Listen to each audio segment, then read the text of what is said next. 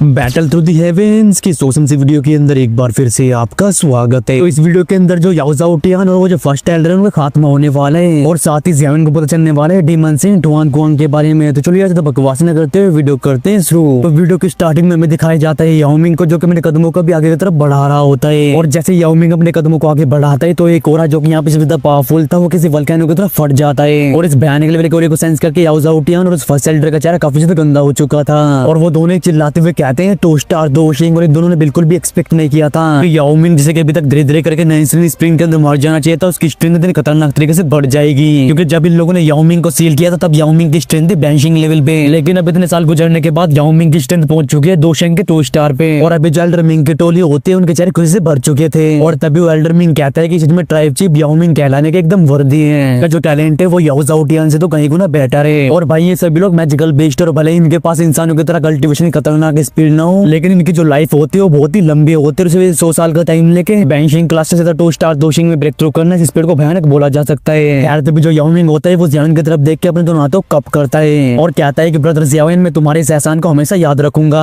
मैं इस कम्युनिटी को टपका देता हूँ तो फिर मेरे नाइनस्ट्रीन डीप गन पाइथन ट्राइब को तुम अपना मान सकते हो और अगर ज़ियाओमिन ने नाइनस्ट्रीन स्प्रिंग के अंदर से ना बचाया होता और मेरे ने पिल्स ना दी होती और ऊपर से इन दोनों को लंबे टाइम तक रोक के ना रखा होता तो फिर से ऐसे याओमिन को इस खतरनाक लेवल की नफरत को अपने दिल में लेके याओ झाओ टियान के हाथों से मारना पड़ता और याओमिन के इन शब्दों को सुन के ज़ियाओमिन पूछता है कि अभी तुम्हारी कितनी स्ट्रेंथ रिकवर हुई है। मिंग कहता है कि अभी मेरी स्ट्रेंथ तकरीबन 60% तक रिकवर हो चुकी है लेकिन तुम टेंशन मत लो, मेरी ये 60% स्ट्रेंथ उस याओ झाओ टियान को टपकाने के लिए काफी है। ये सुन के ज़ियाओमिन कहता है कि अगर ऐसी बात है तो फर्स्ट एल्डर को मैं संभालता हूँ और तब तक तुम अपना बदला खिलाओ यानी कि अपना रिवेंज पूरा करो। और ज़ियाओमिन के इन शब्दों को सुनने के बाद याओमिन अपने सर को हाँ में लाते और फालतू में बकवास नहीं करता और तुरंत उसके डार्क और कोल्ड नजर जाते याओ झाओ टियान के ऊपर जिसका चेहरा भी पीला पड़ चुका था, जिसके बाद वो अपने कदमों को आगे बढ़ाते हुए याओ झाओ टियान की तरफ बढ़ने लगता है और पलक झपकते याओमिन टेलीपोर्ट हो जाते हैं याओ झाओ टियान के सामने और याओ झाओ टियान को देख के याओमिन कहता है कि मेरे छोटे भाई इतने सालों तक जिस दर्द को मैंने सहे आज मैं उसका 100 गुना तुझे वापस लौटाने वाला हूँ। और जब ये दोनों भाई बातचीत कर रहे होते हैं तभी ज़ियाओमिन भी डिसअपियर होकर फर्स्ट एल्डर के सामने अपीयर हो जाता है और ज़ियाओमिन फर्स्ट एल्डर को देख के मुस्कुराने लगते हैं और ज़ियाओमिन को मुस्कुराते हुए देख उस फर्स्ट एल्डर का खून ठंडा पड़ चुका था और अभी उसे समझ आ चुका था कि सारी चीजें उनके कंट्रोल से बाहर जा चुकी है। यार तभी वो जो फर्स्ट एल्डर होता है वो एक पाम अटैक ज़ियाओमिन के ऊपर कर देता है और ये देख के ज़ियाओमिन अपने एक भयानक लेवल का पंच उस पाम अटैक में धर देता है और जैसे ये दोनों आपस में टकराते हैं तो पावरफुल फोर्स की वजह से फर्स्ट एल्डर को भी कई कदम पीछे रहने पड़ते हैं और अभी फर्स्ट एल्डर ज़ियाओमिन की हैवी फ्लेम की वजह से काफी टेरेबल फील कर रहा था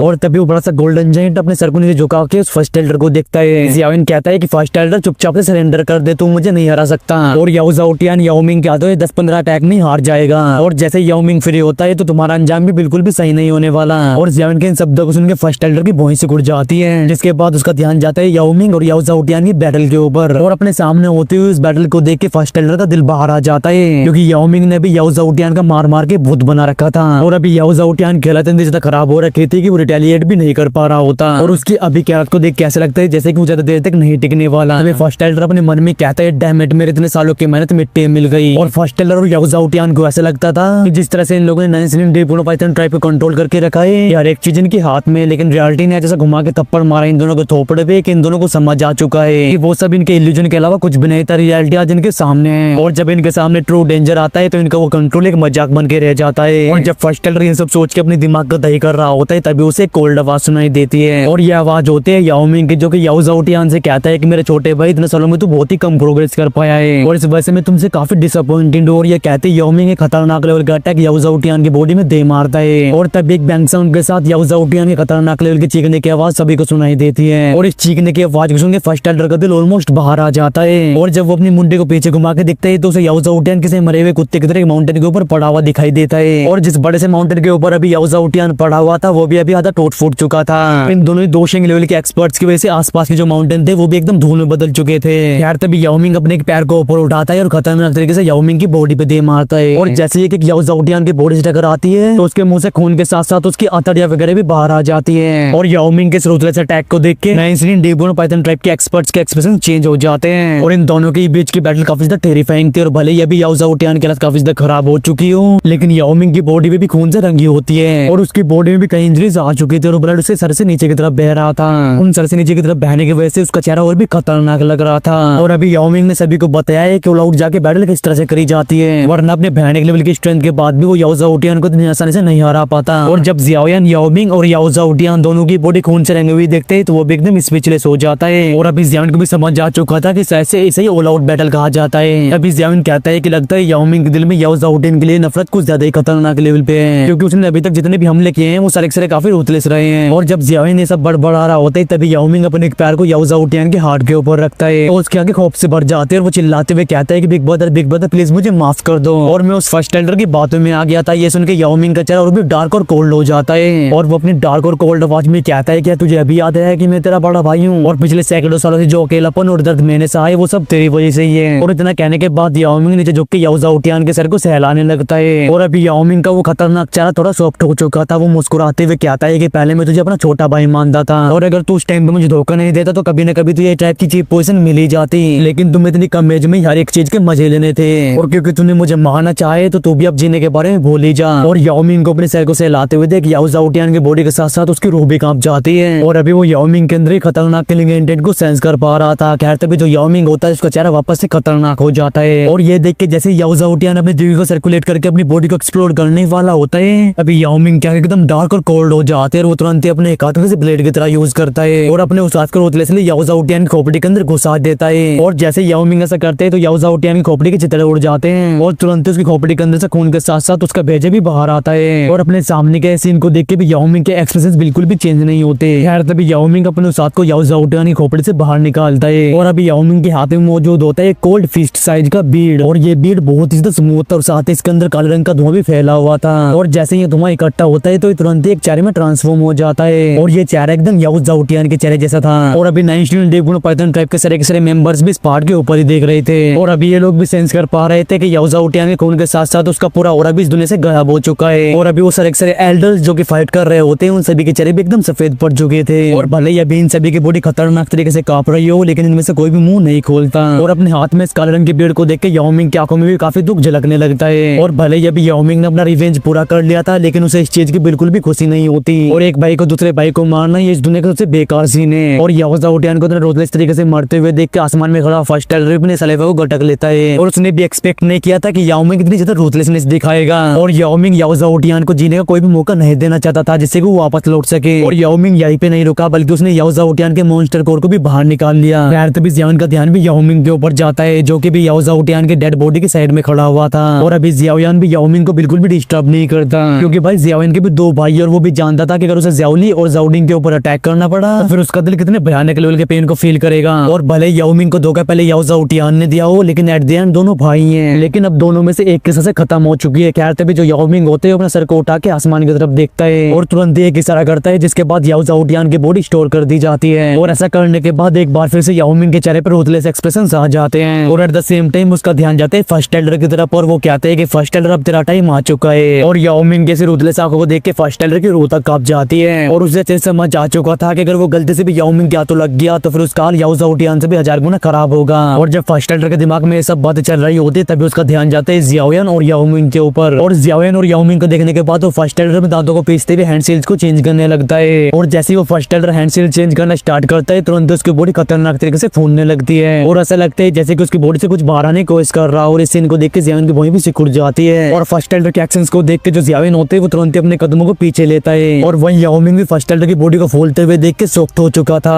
क्योंकि ये फर्स्ट एल्डर एक्चुअली में अपनी बॉडी को सेल्फ डिस्ट्रैक्ट करना चाहता है और इस चीज को देख के याओ मिंग भी तुरंत ही पीछे जाता है। और जब जियाविन और याओ मिंग फर्स्ट एल्डर से काफी दूरी पे आ जाते हैं तब एक धरती को हिला देने वाला भयंकर साउंड सुनाई देता है और at the same time first Elder की बॉडी एक्सप्लोड हो जाती है। और इस एक्सप्लोजन की खतरनाक एनर्जी की वजह से 10,000 मीटर के रेडियस के जितने भी माउंटेन्स होते हैं वो तुरंत एकदम मिट्टी मिल जाते हैं। और जब ये एनर्जी स्टॉर्म चारों तरफ फैलता है तो इसके अंदर से काले काले स्नेक्स बाहर आते हैं और जैसे ही जमीन पे लैंड करते हैं तो तुरंत जमीन के अंदर घुस जाते हैं। उनके वहां से नामो निशान भी मिट जाता है और इतने सारे ब्लैक स्नेक को देख के जियाविन भी थोड़ा हैरान हो जाता है और वो अपने मन में कहता है कि सेल्फ डिस्ट्रैक्ट नहीं हुआ बल्कि ये बुड्ढा काफी चालाक खोपड़ी है और इसने अपनी फिजिकल बॉडी को डिस्ट्रॉय करके अपने मॉन्स्टर कोर को एक अवतार के अंदर छुपा लिया है। और क्योंकि ये अपनी फिजिकल बॉडी को खो चुका है तो इसकी स्ट्रेंथ खतरनाक तरीके से नीचे गिरने वाली है और इसे वापस अपनी पीक स्ट्रेंथ को हासिल करने में न जाने कितने साल लग जाएंगे। और जैसे ही वो बड़ा सा एनर्जी का तूफान वहां से वेनिस होता है तुरंत जो याओ मिंग होते हैं अपने डिसअपियर होकर जियाविन के साइड में अपीयर होता है और वो कोल्ड स्नोट के साथ कहता है कि ये बुड्ढा काफी आसान रास्ता चुन रहा है। अभी याओ मिंग 9 डीप ग्नो पाइथन ट्राइब के एक्सपर्ट्स को ऑर्डर देते हुए कहता है कि यहाँ से लेके 5 किलोमीटर के दायरे को सर्च किया जाए क्योंकि हमें इस बुड्ढे को हर हाल में ढूंढना ही होगा। और याओ मिंग के इस कमांड को सुन के 9 डीप ग्नो पाइथन ट्राइब के जो एक्सपर्ट होते हैं वो तुरंत ही हाँ में नोट करते हैं। और भाई पहले से 9 डीप ग्नो पाइथन ट्राइब के अंदर याओ मिंग की रेपुटेशन काफी अच्छी थी। भले ही पिछले सैकड़ों सालों से गायब रहा हो, लेकिन जिस रूथलेस तरीके से उसने याओ जाओ टियान को टपकाया है, वो चीज इन सभी ट्राइब के मेंबर्स को डराने के लिए काफी है। खैर तभी ट्राइब के वेल्डर जिनकी पोजीशन ट्राइब के अंदर काफी हाई होती है, वो तुरंत ही याओ मिंग के सामने अपने हाथों को बो करते हैं और वो कहते हैं कि ट्राइब चीफ अपनी चीफ पोजीशन वापस पाने के लिए आपको बहुत बहुत कांग्रेचुलेशंस और हम सभी लोग हमेशा ही आपको फॉलो करेंगे। ये सुन के याओ मिंग कहता है कि ट्राइब मेंबर्स आप सभी के हार्डवर्क के लिए बहुत धन्यवाद और अब से ट्राइब के सारे मैटर को आपके द्वारा ही हैंडल किया जाएगा। और अगर याओ मिंग अपने अथॉरिटी को सच में वापस चाहता है तो उसे याओ जाओ टियान के सारे कुत्तों को तुरंत ही खत्म करना होगा, वरना आज नहीं तो कल वो याओ जाओ टियान के लिए परेशानी खड़ी जरूर करेंगे। और याओ मिंग के इन सभी ऑर्डर्स को सुन के वो एल्डर्स रिस्पेक्टफुल तरीके से एग्री करते हैं और अभी याओ यान की आंखें भी याओ मिंग के ऊपर टिकी हुई थी और जब वो देखता है कि याओ मिंग किस तरह से अपने ट्राइब के मैटर को रिजोल्व कर रहा है तो वो भी अपने सर को हिलाने लगता है। और भले याओ मिंग को सील हुए काफी साल हो चुके हो, लेकिन उसका डिमीनर बिल्कुल भी कम नहीं हुआ और जैसे जैसे ट्राइब को टाइम मिलता है तो याओ मिंग के अंडर ये एंशिएंट डीप ग्नो पाइथन ट्राइब की स्ट्रेंथ काफी ज्यादा बढ़ने वाली है। यार तभी याओ यान जो कि उस बड़े से गोल्डन जायंट में ट्रांसफॉर्म हो चुका था वो अपनी रियल फॉर्म में वापस आ जाता है और at the same time Kylie little fairy doctor और क्वीन भी उसके पास आ जाती है। और अभी कुछ टाइम पहले जो बैटल हुई थी उसके अंदर इंटरवीन करने की इनके पास पावर नहीं थी और इसी वजह से तीनों लेडीज ने अपने आप को छुपा के रखा था जिससे कि ज़ियाओन को फाइट के बीच में कोई भी परेशानी ना हो। और कुछ और ऑर्डर को जारी करने के बाद याओ मिंग पीछे मुड़ते हैं और तुरंत ही उसका ध्यान जाते है ज़ियाओ यान के ऊपर और वो अपने दोनों हाथों कप करते हुए कहता है कि ब्रदर ज़ियाओ यान मेरी हेल्प करने के लिए आपका बहुत बहुत धन्यवाद। ये सुन के ज़ियाओ यान अपने हाथ को रैंडमली तरीके से वेव कर देता है। ये देख के जो याओ मिंग होता है वो मुस्कुराते हुए कहता है कि ब्रदर ज़ियाओ यान भले ही मैं तुम्हारे इस एहसान को किसी भी तरीके से नहीं चुका सकता, लेकिन फिर भी मुझे तुम्हारे लिए कुछ तो करना ही होगा और तुम मेरी इस बात को बिल्कुल भी मना मत करना। मुझे लगता है कि इस बात में तुम्हें भी काफी इंटरेस्ट होगा। ये सुन के ज़ियाओ यान की भौहें सिकुड़ जाती है। तभी याओ मिंग कहता है कि ब्रदर ज़ियाओ यान क्या तुमने कभी डेमन सेंट हुआन कुआंग के बारे में सुना है? और डेमन सेंट हुआन कुआंग इस नाम को सुनकर ज़ियाओ यान भी शॉक्ड हो जाता है और अभी ज़ियाओ यान के चेहरे के हाव भाव भी चेंज हो चुके थे। वो कहता है कि क्या तुम एंशिएंट टाइम के उस डेमन सेंट हुआन कुआंग की बात कर रहे हो जो कि उस टाइम पे हाफ 2D लेवल पे पहुंच चुका था? और अभी ज़ियाओ यान की आंखें एकदम क्यूरियस तरीके से याओ मिंग को देख रही होती है और थोड़ी देर के बाद ज़ियाओ यान मुस्कुराते हुए कहता है कहीं ये डेमन सेंट हुआन कुआंग तुम्हारी एंशिएंट डीप ग्नो पाइथन ट्राइब से तो नहीं है? और ज़ियाओ यान के इन शब्दों को सुनकर याओ मिंग हंसते हुए कहता है कि भले ही डेमन सेंट हुआन कुआंग हमारे एंशिएंट डीप ग्नो पाइथन ट्राइब से बिलोंग नहीं करते थे, लेकिन उनका हमारी ट्राइब से काफी अच्छा रिलेशन था और एंशिएंट टाइम में जब इस पावरफुल एक्सपर्ट ने अपने शरीर को छोड़ा था तो उनके द्वारा छोड़ी गई इनहेरिटेंस टाइम के साथ गायब हो गई और मेरे एंशिएंट डीप ग्नो पाइथन ट्राइब के अंदर भी एक हुआंग कुआंग स्टोन टैबलेट है और ये एंशिएंट टाइम से हमारी इनहेरिटेंस बनी हुई है और डेमन सेंट हुआंग कुआंग की सारी नॉलेज स्टोन टैबलेट के अंदर ही मौजूद है और कहा जाता है कि डेमन सेंट हुआंग कुआंग का एसेंस ब्लड भी इस स्टोन टैबलेट के अंदर ही है। और जब एसेंस ब्लड वाले सब ज़ियाओ यान सुनता है तो उसके हाथ कप-कपाने लगते हैं क्योंकि रूमर्स के हिसाब से एंशिएंट टाइम में डेमन सेंट हुआंग कुआंग की कल्टीवेशन हाफ स्टेप 2D तक पहुंच चुकी थी और उसकी स्ट्रेंथ ने ऑलमोस्ट गॉड लेवल को टच कर लिया था